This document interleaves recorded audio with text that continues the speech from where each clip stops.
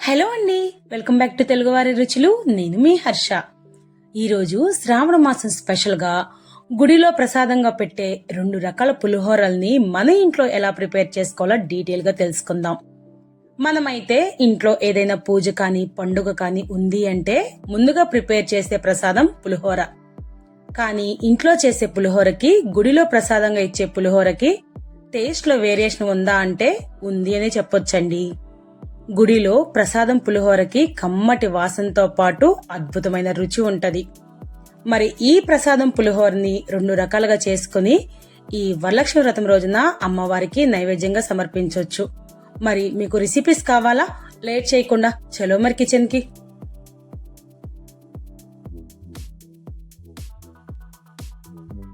ఈ 2 రకాల ప్రసాదాలు ప్రిపేర్ చేయడానికి నేను 2 కప్పుల వరకు రైస్ ని తీసుకుంటున్నానండి. ఇప్పుడు వీటిని 2 సార్లు వాష్ చేసుకోవాలి. తర్వాత ఈ విధంగా కుక్కర్ లో వేసుకోవాలి. అయితే నేను 2 ప్రసాదాలకి రైస్ ని కలిపే ప్రిపేర్ చేస్తున్నానండి. దానికోసమే 2 కప్పుల వరకు రైస్ ని వేసుకున్నాను. తర్వాత 4 కప్పుల వరకు, అంటే కప్పుకి 2 కప్పులు చొప్పున వాటర్ పోసుకుని ఇప్పుడు మన పులిహోర కావాల్సిన రైస్ ని ప్రిపేర్ చేసుకుందాం. తర్వాత రెండిటికి కలిపి నేను చింతపండుని 100 గ్రాముల వరకు నానపెట్టుకున్నానండి. తర్వాత మనం మొదటి ప్రసాదం ప్రిపేర్ చేసుకోవడానికి కావాల్సిన పొడి ప్రిపేర్ చేసుకోవడం కోసం 2 స్పూన్ల వరకు ధనియాలు, 1/2 స్పూన్ ఆవాలు, 1/2 స్పూన్ వరకు మెంతులు, అదేవిధంగా 1/2 స్పూన్ వరకు మిరియాలు వేసుకుంటున్నాను. ఇంకా 1/2 స్పూన్ వరకు జీలకర్ర, 4 వరకు బాడిగే మిర్చి, ఒక 3 వరకు గుంటూరు మిర్చి తీసుకుంటున్నానండి. తర్వాత 3 రెబ్బల వరకు కరివేపాకును కూడా వేసుకోవాలి. ఇప్పుడు మనం తీసుకున్న ఈ దినుసులన్నిటిని ఫ్రై చేసుకోవడం కోసం పాన్ లోకి 1/2 స్పూన్ ఆయిల్ వేసుకుని వీటన్నిటిని అందులోకి వేసుకోవాలి. ఇంకా ఇందులోకి 3-4 ఎండు కొబ్బరి ముక్కలను కూడా వేసుకోనండి. దాంతో పాటు ఒక 1/2 స్పూన్ వరకు ఇంగువ కూడా వేసుకోవాలి. ఇంగువ కూడా వేసుకుంటేనే మన పులిహోరకి మంచి రుచి అయితే వస్తుందండి. వీటి నుంచి మంచి వాసన వచ్చేంత వరకు వీటిని ఈ విధంగా దూరగా వేయించుకోవాలి. ఈ విధంగా వేగిన తర్వాత ఇప్పుడు వీటిని మిక్సీ జార్లోకి వేసుకుని పౌడర్ ప్రిపేర్ చేసుకుంటాం. ఈ లోపైతే మనకి పులిహోరకు కావాల్సిన అన్నం కూడా ఉడికిపోయిందండి.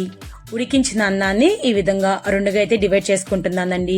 ఇప్పుడు ఈ బేషన్లో వేసుకుంటున్న అన్నంతో నేను ఆంధ్ర స్టైల్లో గుడిలో పెట్టే ప్రసాదం పులిహోరని ప్రిపేర్ చేస్తానండి. తర్వాత ఇంకొకటి మన కన్నడ స్టైల్లో ప్రసాదంగా పెట్టే పులిహోరని ప్రిపేర్ చేసుకుందాం. ఇప్పుడు వేడి అన్నాన్ని కొంచెం సేపు చల్లార్చుకోవాలి. బేషన్లో ఉన్న అన్నంతో మనం ఆంధ్ర స్టైల్ పులిహోర కోసం అన్నం వేడిగా ఉన్నప్పుడే 3 రెబ్బల వరకు కరివేపాకుని, అదేవిధంగా 1/2 స్పూన్ పచ్చి పసుపు, రుచికి సరిపడేంత ఉప్పు, 1/2 స్పూన్ వరకు పచ్చి నూనెను వేసుకోవాలండి. ఇంకా ఈ పులిహోర కోసం తగినంత ఉప్పును కూడా వేసుకుంటున్నాం.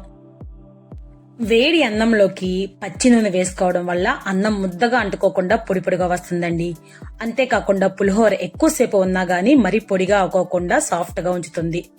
అంతేకాదండి, గుడిలో పెట్టే పులిహోరం లాంటి ప్రత్యేకమైన వాసన గాని కమ్మటి రుచి గాని దీనివల్లే వస్తాయి.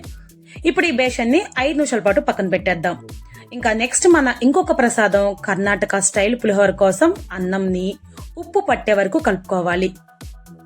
ఇంకా ఉప్పు అంతా కలిసిన తర్వాత ఇప్పుడు తాలింపు కోసం పాన్ పెట్టుకుని అందులోకి 3 స్పూన్ల వరకు ఆయిల్ వేసుకోవాలి. ఇందులోకి 1/2 కప్పు వరకు పల్లీలు వేసుకుంటున్నామండి. కంపల్సరిగా పులిహోర అంటే పల్లీలు పడాల్సిందే. ఇవి లైట్ ఎరుపు రంగు వచ్చేంత వరకు వేయించుకోవాలండి. తర్వాత ఇందులోకి నేను 1 స్పూన్ వరకు పచ్చిపప్పు, మినప్పప్పు, ఆవాలు, జీలకర్ర 1/2 స్పూన్ చొప్పున వేసుకుంటున్నాను. ఈ తాలింపు దినుసులన్నీ చక్కగా ఫ్రై అయ్యేంత వరకు వేయించుకోవాలండి. అంటే లైట్ ఎరుపు రంగు వస్తే సరిపోతుంది. ఇప్పుడు ఇందులోకి మనం పచ్చిమిర్చి వేసుకోమండి, ఓన్లీ ఎండుమిర్చి వరకే వేసుకుంటున్నాను. అందుకని 3 ఎండుమిర్చిని తుంపుకొని వేసుకుంటున్నాను.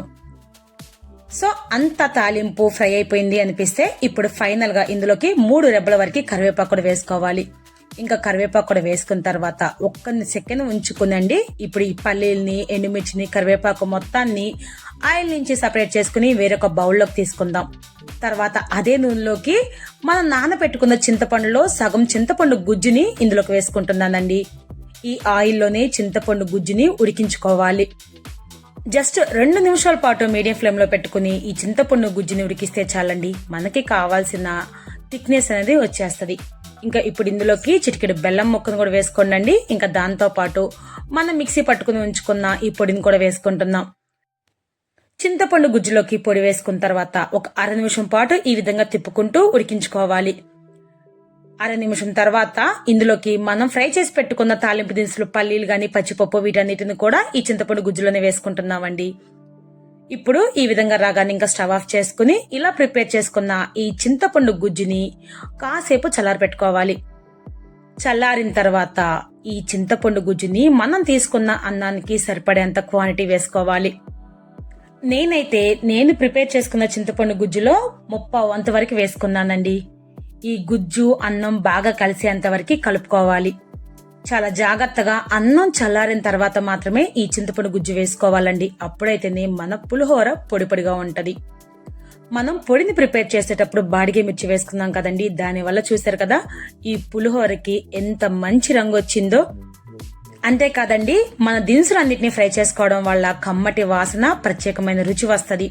మునిపెన్నడు గాని ఈ పులిహోరని మీరు ట్రై చేయకపోతే కంపల్సరీగా ట్రై చేయండి. ఈ రుచి అయితే మాత్రం చాలా బాగుంటది.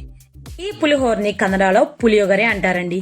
తర్వాత మన ఆంధ్ర స్టైల్ పులిహోర కోసం ప్యాన్ లోకి జస్ట్ 2 స్పూన్ల ఆయిల్ వేసుకుంటే సరిపోతుందండి. తర్వాత అందులోకి 1/2 కప్పు వరకే పల్లీలు వేసుకుంటున్నాం.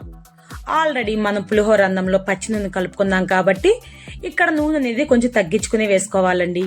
తర్వాత పల్లీలు ఎర్రగా వేగిన తర్వాత ఇప్పుడు ఇందులోకి 4 పచ్చిమిర్చి, అదేవిధంగా 3 ఎండుమిర్చిని కూడా వేయించుకోవాలి. ఈ పల్లీలు, పచ్చిమిర్చి, ఎండుమిర్చి వేగిన తర్వాత ఇప్పుడు వీటిని ఆయిల్ నుంచి సపరేట్ చేసుకుని వేరొక గిన్నెలోకి అయితే తీసుకుంటున్నానండి. ఇంకా అదే నూనెలో తాలింపు దినుసులు, పచ్చిపప్పు, ఆవాలు, మినపప్పు, జీలకర్ర 1/2 స్పూన్ చొప్పున వేసుకుంటున్నానండి.